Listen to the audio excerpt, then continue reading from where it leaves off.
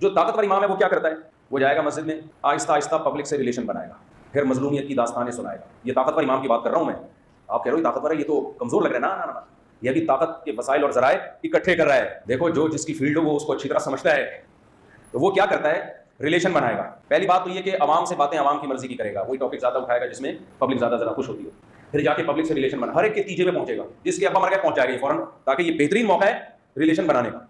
जनाजा पड़ा होगा, घंटों घंटों दुआ कराएगा। अगर जनाजा है ही दुआ के लिए तो वो पढ़ाना ना ना, अब इसको चाहिए पब्लिक की हमदर्दियां, जिसके यहाँ मैयत हुई है इसने ये शो करना है आपको इतना गम नहीं है जितना गम किसे है, मुझे मुझे बहुत गम है। लिहाजा अल्लाह जमशेद साहब का इंतकाल हो गया, भाई वो जमशेदी जो जिंदा है उनके जो इंतकाल हो गया उनकी बात करें। अल्लाह जमशेद साहब का इंतकाल हो गया, बहुत अच्छे थे जमशेद साहब, पंखा भी लगाया उन्होंने, जो इनको हदियत दी है वो नहीं बताएगा, पंखा लगाया उन्होंने, ये किया वो किया। अल्लाह जमशेद की मग़फ़िरत फरमा दे। जमशेद के बच्चे कह रहे हैं यार ये होते हैं इमाम साहब, इट इज़ कॉल्ड इमाम। अवाम का दर्द है इनके दिल में, कुछ में होता भी है, लेकिन कुछ जो शरारती में पहले उनकी फिर में मेजॉरिटी शरारती नहीं होती, मेजॉरिटी की मैं बात आगे जाके करता हूँ, लेकिन लोग शरारतियों को ही पूछते हैं, जो नेक शरीफ इमाम हो उसको नचोड़ते हैं। फिर जाके जो बेचारी घरों की मालदार खवातीन होती हैं उनसे भी ताल्लुकात, उनके बच्चों को पढ़ाना, उनसे ताल्लुकात कैसे, आपके लिए हम दुआएं कर रहे हैं बहुत ज़्यादा, वो भी बेचारी नरम दिल होती है माशाल्लाह हमें इमाम, क्योंकि औरत का दिल नरम होता है, वो जल्दी मान, उनको फ्रॉडों का पता नहीं होता कि ये फ्रॉडिया पीआर बना रहा है, क्योंकि तुम्हारे शोहर को शीशे में उतारना मुमकिन नहीं है, उसको पता है 2 नंबर आदमी है, तो बेगम के जरिए वार कर रहा है किस पे, उसके मियां को। बेगम कहेगी इतना अच्छा इमाम, देखो कितनी दुआएं देके जाता है, पढ़ाता नहीं है, घर में बच्चे को आता है ना, आधा घंटा बैठेगा इधर ईरान कुरान बातें करके अलिफ बा ता था करके बस निकल लिया। तो ये वो इमाम होता है जो दबा के रिलेशन बयान कर बनाता है और मजलूमियत की दास्तान है। हाँ, एक कमेटी वालों ने मुझे ऐसे रखा हुआ है,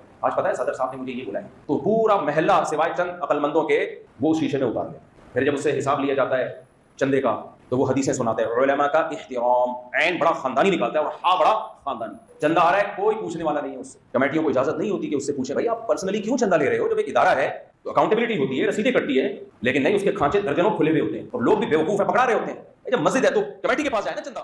अस्सलामुअलैकुम व रहमतुल्लाहि व बरकातुहू। मुफ्ती साहब जो बता रहे हैं उस पर यकीन करना थोड़ा मुश्किल है, लेकिन हकीकत में ऐसा होता है। आजकल सोशल मीडिया और समाज में हर कोई दीन की बातें करता है, लेकिन क्या हर दाढ़ी और टोपी पहनने वाला इंसान सच में सही रास्ते पर है? आज की इस वीडियो में मैं आपको एक ऐसी हकीकी कहानी सुनाने वाला हूं, जिसमें एक लालची और घमंडी मुल्ला ने पूरी बस्ती को गुमराह कर दिया। इसलिए वीडियो को अंत तक जरूर देखिए, क्योंकि हमारा मकसद किसी को ज़लील करना नहीं है, बल्कि लोगों को गुमराही से निकालकर दीन हक की तरफ लाना है इंशाअल्लाह। यह कहानी एक सच्ची घटना पर आधारित है, लेकिन किसी की पहचान जाहिर न हो इसलिए नाम और जगह बदल दिए गए हैं। तो कहानी शुरू होती है हमारे मुख्य किरदार खालिद से। जब खालिद मकतब में था, उस वक्त उसके उस्ताद इतने मेहनती और ईमानदार थे कि सिर्फ लड़कियां ही नहीं बल्कि लड़के भी टोपी पहनकर स्कूल जाते थे। मस्जिद का माहौल भी बहुत दीनी था। लेकिन फिर जब खालिद का मकतब खत्म होता है, तब एक नए इमाम की एंट्री होती है, या यूं कहें एक फर्जी मुल्ला की। फिर कुछ दिनों बाद धीरे धीरे खालिद स्कूल और दुनिया में व्यस्त हो गया और मस्जिद से उसका जुड़ाव कम होने लगा। कुछ ही सालों में वो पुराने मेहनती मौलाना भी मस्जिद छोड़कर चले गए। इसका कारण क्या था? फर्जी मुल्ला का फितना या कोई और वजह? अल्लाह ही बेहतर जानता है। कुछ साल बाद जब खालिद दोबारा मस्जिद से जुड़ता है, तो वह इस नए इमाम को एक अच्छा और शरीफ इंसान समझता है, क्योंकि उसने कभी उसकी असल हकीकत देखी ही नहीं थी। फिर एक दिन वो फर्जी मुल्ला कुछ महीनों के लिए अपने गांव चला जाता है और उसकी जगह एक हाफिज साहब को जिम्मेदारी दी जाती है।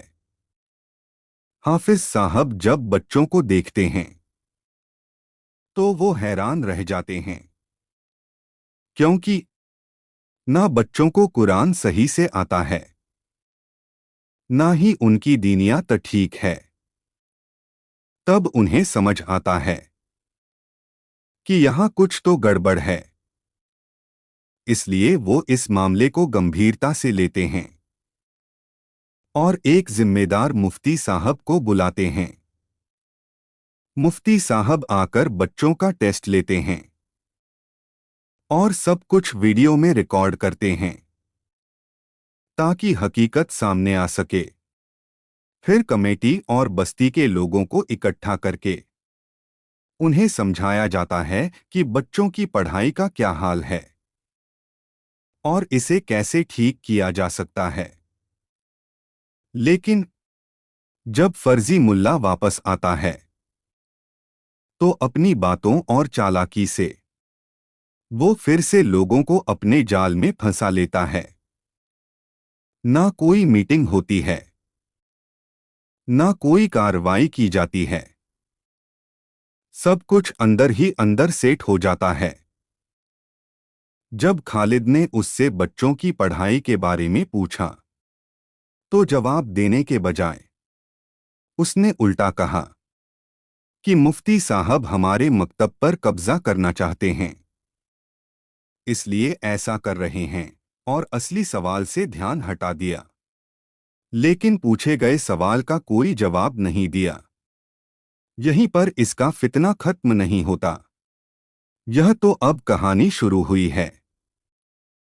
अगर आप बाकी किस्सा जानना चाहते हो तो वीडियो को शेयर करो और चैनल को सब्सक्राइब जरूर करो और कमेंट में जरूर बताओ आपके हिसाब से यहाँ गलती किसकी थी। अल्लाह हम सबको सही समझ और सीधा रास्ता अता फरमाए। आमीन।